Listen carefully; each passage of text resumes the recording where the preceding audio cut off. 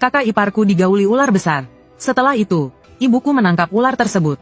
Dia bilang ular nafsu seperti itu adalah tonik terbaik untuk pria. Demi uang, dia menjual ular yang telah menggauli kakak iparku kepada para pria di desa. Para pria di desa, dari yang berumur 18 hingga 70 tahun, setelah memakannya, wajah mereka memerah dan leher mereka menegang. Tatapan mereka ke kakak iparku penuh nafsu. Tanpa banyak bicara, mereka menerkamnya. Sementara itu, ibuku berteriak minta tambah uang. Tambah uang. Saat itu, aku mencium aroma daging yang belum habis dipanci dan merasa tergoda untuk mencobanya. Saat aku hendak melangkah maju, kakak iparku melepaskan diri dari kerumunan dan menarikku. Dia menutup hidungku dan menggelengkan kepalanya, berkata, "Jangan dicium, apalagi dimakan. Aku tahu kau bukan ingin makan dagingnya, tapi ingin, begituan, denganku. Tenang, kau tidak perlu makan ini." Aku menatap kakak iparku dengan heran. Kakak iparku tidak mau menjelaskan lebih lanjut, hanya terus menarikku erat. Setelah semuanya selesai, kakak iparku terbaring di tanah tanpa bicara.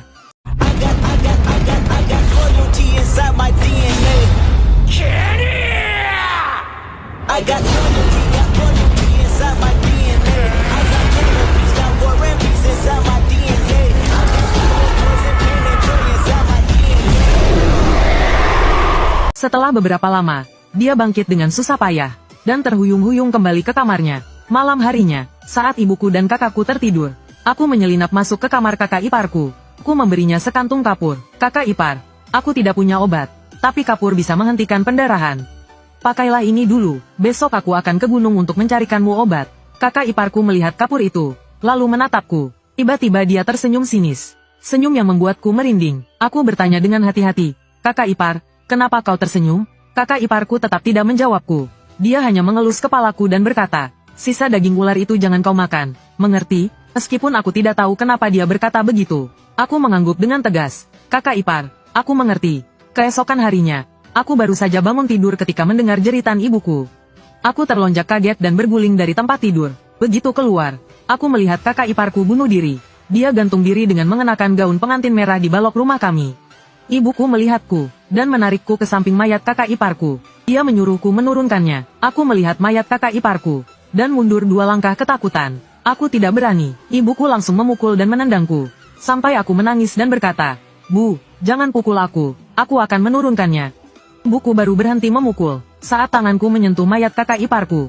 Keringat dingin langsung membasahi seluruh tubuhku. Ada yang tidak beres. Kakak iparku sudah meninggal sekian lama, tapi tubuhnya tidak kaku. Allah, masih hangat dan lembut. Sangat aneh. Ibuku menatap mayat kakak iparku dengan ekspresi aneh, dan menyuruhku membawanya ke pemakaman massal. Kakakku tiba-tiba berkata, "Bu, kematiannya aneh. Bagaimana kalau kita minta paman kakek untuk memeriksanya, agar kita tenang?" Paman kakek adalah seorang dukun di desa kami. Mendengar kata-kata kakakku, ibuku ragu-ragu. Akhirnya dia menghela nafas dan berkata, "Ya sudah, kita minta dia periksa. Aku sudah tua, tidak takut padanya. Tapi aku tidak mau dia mencelakaimu." Melihat kasih sayang ibu dan anak ini, aku merasa sedih. Di mata ibuku, hanya kakakku yang dianggapnya sebagai anak. Aku hanyalah seekor anjing. Setelah paman ketiga datang, dia menatap tubuh kakak iparku untuk waktu yang lama. Setiap kali dia melihat, wajahnya semakin muram. Akhirnya, paman ketiga menarik ibuku ke samping dan berbisik-bisik cukup lama. Aku tidak bisa mendengar apa yang mereka bisikkan, tapi aku tahu setelah mereka selesai berbisik, ibuku menyuruhku bertukar kamar dengan kakakku. Wajahku pucat pasi ketakutan. Aku langsung ingin menolak. Namun, paman ketiga menepuk pundakku dengan wajah muram dan berkata, "Tenang saja, Hua, paman ketiga tidak akan menyakitimu.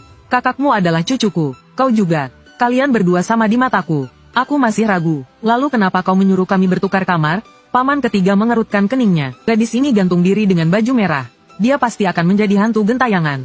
Siomu adalah Yang. Kau harus tinggal di sisi Yang, yaitu kamar kakakmu. Sio kakakmu adalah Yin.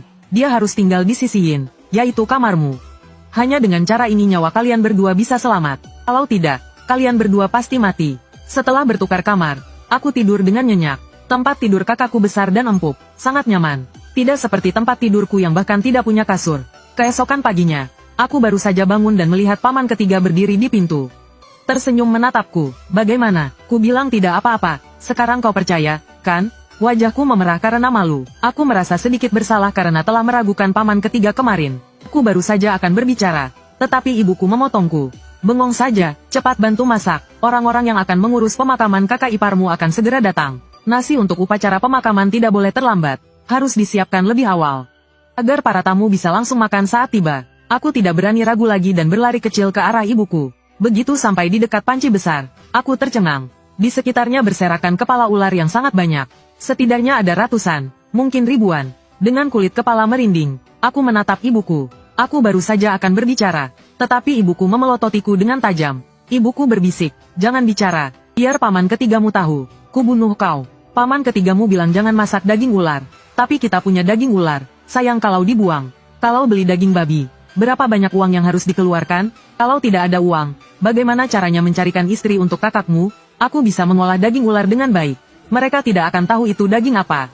Aku tidak berani berbicara lagi, dan hanya bisa mengikuti perintah ibuku untuk memasukkan kepala dan kulit ular ke dalam karung. Lalu diam-diam membuangnya ke bukit belakang saat paman ketiga tidak memperhatikan. Saat aku pulang, rumah sudah penuh sesak dengan orang. Ibuku menyendok nasi untuk setiap orang. Semua orang makan dengan lahap. Mereka mengambil daging dengan sumpit dan memasukkannya ke dalam mulut. Paman ketiga memberiku semangkuk daging dan menyuruhku makan. Makan yang banyak, besok kakak iparmu akan dimakamkan. Kau harus punya cukup tenaga untuk menjaganya malam ini. Tanganku yang memegang mangkuk gemetar. Wajahku pucat pasi saat menatap paman ketiga. Cara kematian kakak iparku seperti itu. Menyuruhku menjaganya sama saja menyuruhku mati. Aku tidak mau mati. Paman ketiga menatapku dalam-dalam, lalu menepuk pundakku. Tenang saja, kau masih perjaka dan bersioyang. Hantu tidak akan berani mendekatimu.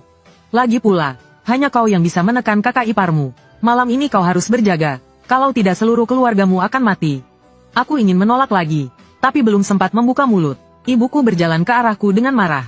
Aku ketakutan dan segera menutup mulutku. Dengan patuh aku berkata, paman ketiga, aku mengerti. Begitu paman ketiga berbalik dan pergi, kakakku langsung merebut daging dari tanganku. Lalu dia menendangku hingga jatuh ke tanah. Dia meludahiku dengan kasar. Tidur di tempat tidurku tidak apa-apa. Tapi kau pikir kau pantas makan daging ini? Aku menciut dan tidak berani membantah. Menjelang senja, saat paman ketiga pergi, dia berpesan sekali lagi padaku. Ingat, apapun yang terjadi malam ini, jangan keluar dari kamarmu. Siapapun yang memanggilmu, jangan dijawab. Mengerti? Belum sempat aku menjawab. Ibuku langsung menyela. Paman, tenang saja, begitu hari gelap, aku akan menguncinya di dalam kamar. Dikunci dari luar. Meskipun dia ingin keluar, dia tidak akan bisa. Paman ketiga menatapku yang pucat pasi, lalu menatap ibuku, tampak ragu-ragu. Tapi akhirnya dia tidak mengatakan apa-apa, hanya mengibaskan lengan bajunya dan pergi. Begitu paman ketiga pergi, ibuku langsung mengusirku ke ruang duka. Melihat peti mati berwarna merah darah, kakiku lemas. Aku memohon pada ibuku, Bu, aku pasti akan menjaga jenazah dengan baik. Aku pasti tidak akan keluar. Bisakah kau tidak mengunciku di dalam? Ibuku tidak menjawab, dia hanya menatapku dengan dingin, lalu menutup pintu. Dari celah pintu aku melihat, dia mengunci pintu dengan gembok sebesar lengan bayi. Aku menyeret tubuhku selangkah demi selangkah menuju kakak iparku. Suaraku terdengar seperti tangisan. Kakak ipar, aku tidak pernah menyakitimu.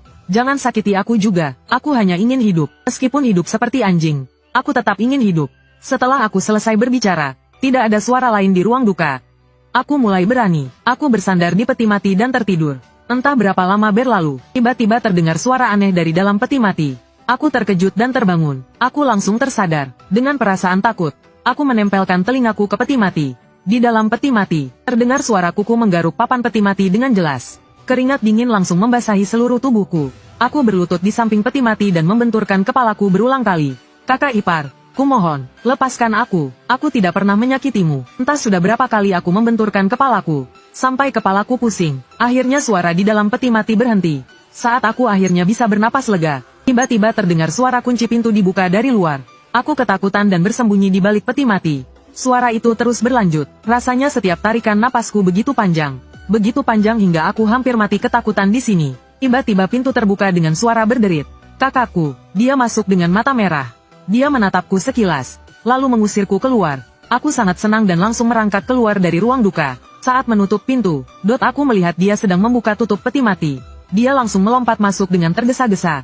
Apa yang kakakku lakukan? Aku menutup mulutku karena terkejut. Tapi kak ipar kan sudah meninggal? Apa dia tega melakukan itu bahkan pada orang mati? 1,5 menit kemudian, kakakku keluar dari ruang duka dengan wajah puas. Wajahnya, dia menatapku dengan tatapan serigala yang ganas. Malam ini aku tidak pernah ke sini, mengerti? Jika ada orang kedua yang tahu tentang ini, aku akan habisi kau.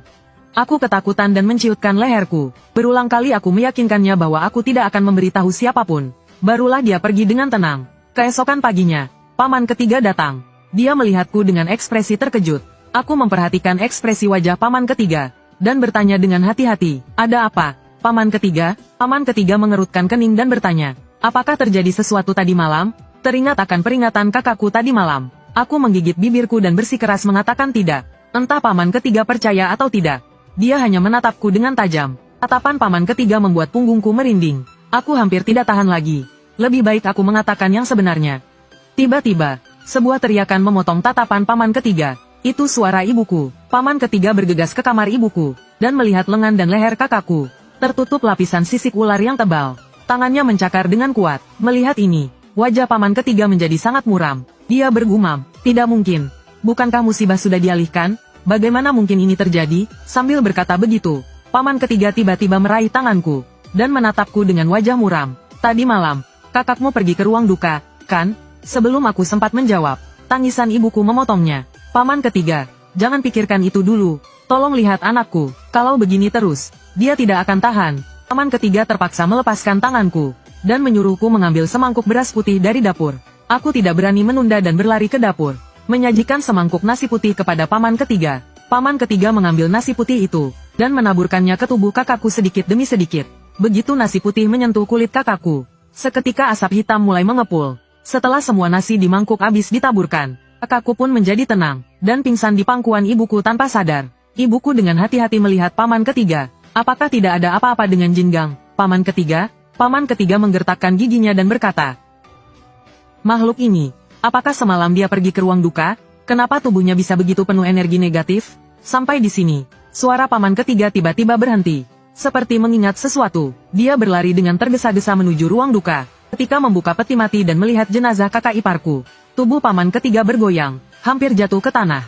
Aku segera menopang paman ketiga, dan mengikuti pandangan paman ketiga ke dalam peti mati. Ternyata perut kakak iparku yang semalam masih datar, sekarang membesar seperti bola. Aku melihat wajah paman ketiga pucat seperti kertas. Sambil bergumam, benar saja, karma tidak bisa dihindari. Pantas dia menerima ini, pantas dia menerima ini. Ibuku juga datang mengejar, melihat tubuh kakak iparku, dan bingung menatap paman ketiga. Kakek, ada apa ini? Saat meninggal, dia tidak seperti ini. Kakek melotot ke arah ibuku, sambil menggertakkan gigi. Dia berkata, jangan tanya aku. Apa gunanya bertanya padaku? Tanyakan pada putramu. Tanyakan apa yang telah dia lakukan. Anak durhaka, aku tidak bisa mengurus ini. Kakek mengibaskan lengan bajunya dan hendak pergi. Ibuku memegang erat lengan baju kakek. Kakek, Anda tidak bisa seperti ini. Anda tidak bisa membiarkan Jingang. Dia kan sudah. Kakek dengan keras memotong ucapan ibuku. Akhirnya, dia menghela napas dan berkata kepada jenazah kakak iparku, gadis ini asal-usulnya tidak jelas. Memang sudah jahat. Apalagi dia mati secara tragis. Semakin ganas. Aku mengurus ini. Merebutnya dari tangan Dewa Maut. Menggunakan segala cara untuk memberi kalian secercah harapan. Harapan itu sudah ada. Tapi kalian malah memutuskannya. Membiarkannya setelah mati menghisap energi yang dan mengandung janin hantu. Ibuku tidak peduli apa yang dikatakan kakek. Dia hanya memegang lengan baju kakek. Kakek pasti punya cara, kan?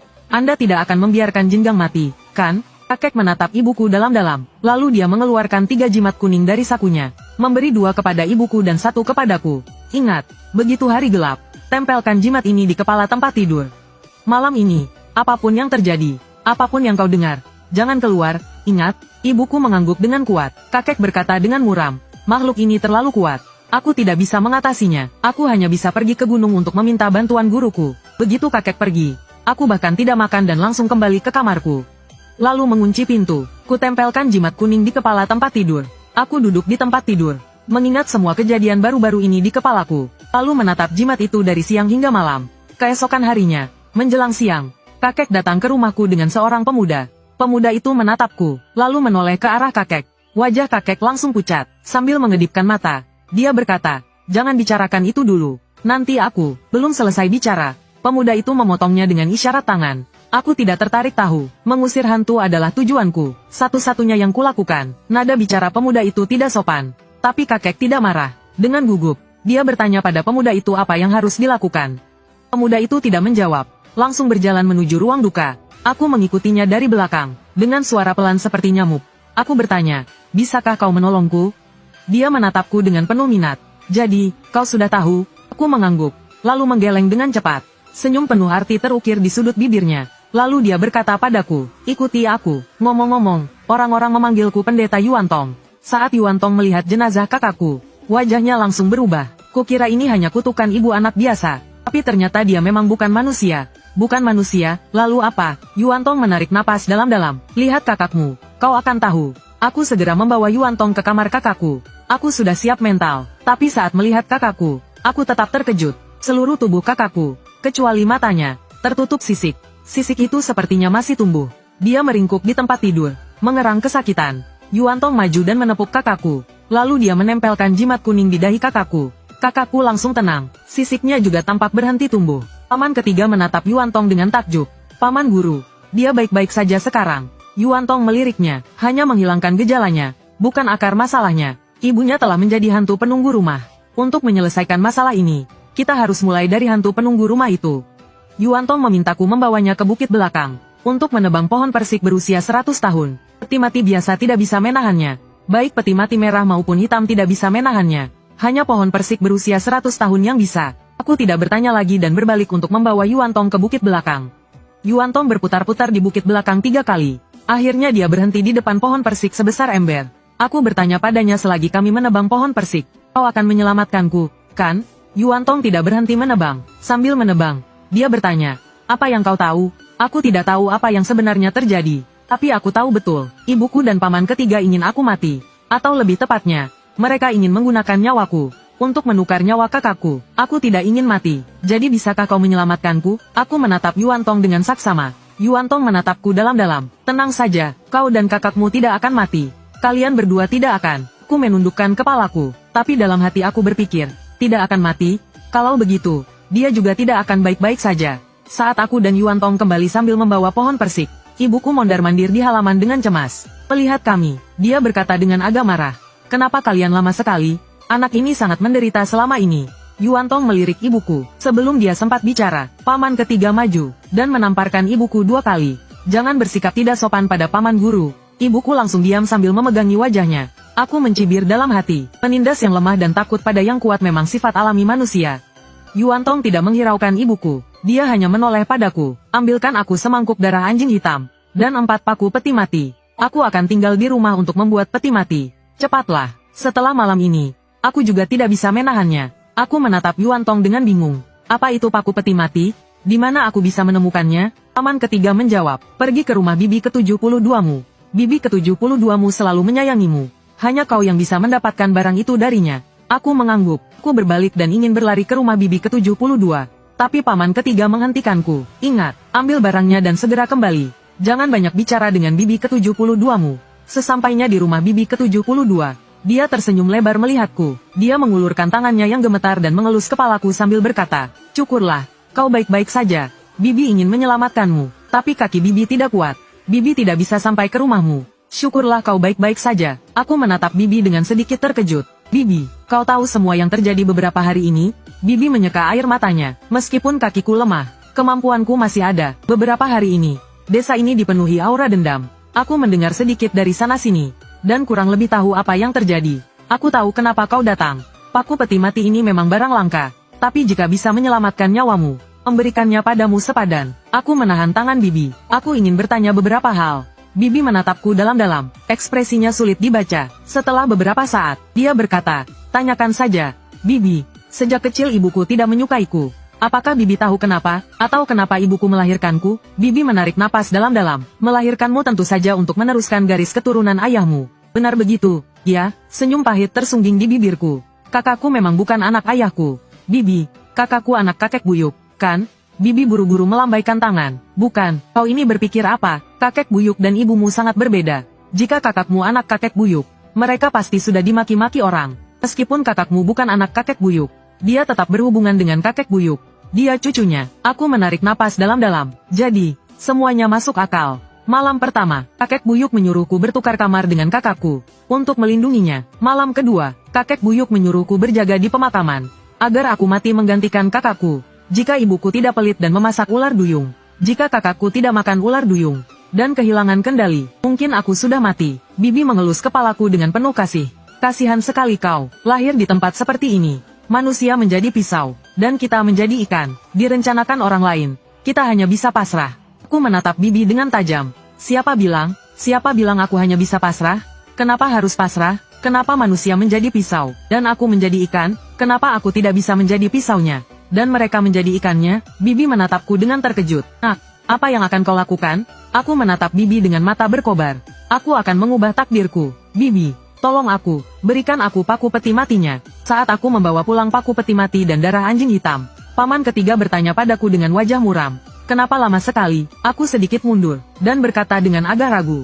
Bibi ke-72 bilang paku peti mati itu barang bagus. Dia tidak mau memberikannya padaku. Aku membujuknya cukup lama sebelum dia akhirnya memberikannya. Mendengar itu, raut wajah paman ketiga sedikit melunak. Paman ketiga menatapku dari atas ke bawah. Ragu-ragu lalu bertanya, Bibi ke-72 tidak mengatakan apa-apa padamu, kan? Aku menunduk dan berkata, dia bilang kakak iparku itu sangat kuat, dan menyuruhku berhati-hati, memastikan aku tetap hidup. Paman ketiga akhirnya menghela napas lega, dan menyuruhku segera membawa barang-barang itu ke Yuan Tong. Saat aku sampai di tempat Yuan Tong, dia sudah selesai membuat peti mati. Aku menatap Yuan Tong dengan tercengang. Biasanya, pembuat peti mati membutuhkan waktu setengah bulan untuk membuat satu peti mati. Kau jauh lebih cepat dari pembuat peti mati, Yuan Tong berkata dengan santai. Aku hanya menggunakan beberapa metode khusus. Waktu tidak menunggu, jadi aku harus melakukannya. Setelah itu, Yuan Tong melihat ke ruang duka dan berkata, pergilah ke dalam dan gendong kakak iparmu keluar.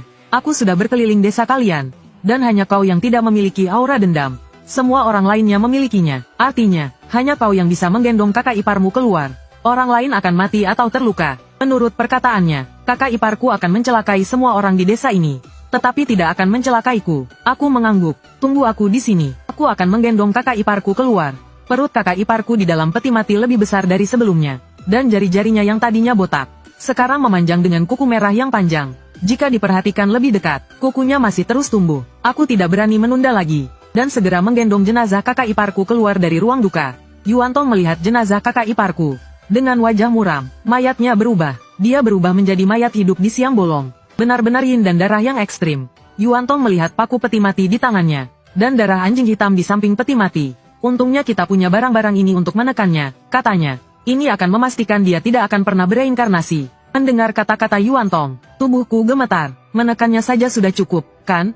Tidak perlu membuatnya tidak pernah bereinkarnasi. Yuan Tong menyipitkan matanya, dengan ekspresi kejam di wajahnya. Serangga berkaki 100, mati tapi tak kaku, daripada hidup dalam ketakutan di masa depan. Lebih baik menyelesaikannya sekali dan untuk selamanya. Dia hanya hantu jahat, tidak perlu berbelas kasih. Aku menundukkan kepalaku untuk beberapa saat, lalu berkata dengan ragu, kau seharusnya tahu apa yang telah dialaminya, kan? Orang-orang desa kami telah berbuat salah padanya. Sekelebat penghinaan melintas di wajah Yuan Tong. Tapi dia sudah mati. Jika aku tidak mengambil tindakan pencegahan sekarang, nantinya seluruh penduduk desa kalian bisa mati karenanya. Nyawa satu orang dan nyawa banyak orang. Mana yang lebih penting? Kau tidak bisa membedakannya? Aku mengangkat kepalaku, dan menatap Yuan Tong di bawah sinar matahari yang terik. Kau salah. Nyawa banyak orang memang penting. Tetapi nyawa satu orang juga penting. Setiap orang hanya punya satu nyawa. Kita tidak bisa membiarkan orang yang tidak bersalah mati mengenaskan. Hanya karena jumlah pelaku kekerasan lebih banyak. Hukum tidak menghukum massa. Jelas merupakan hal yang paling tidak masuk akal di dunia. Dia tiba-tiba tertawa. Mungkin kau benar. Tapi sekarang, perkataanmu tidak berpengaruh. Jika kau punya kemampuan sekarang, kau bisa melakukan apa yang kau inginkan. Tapi sekarang kau hanya bisa mengikuti aturanku.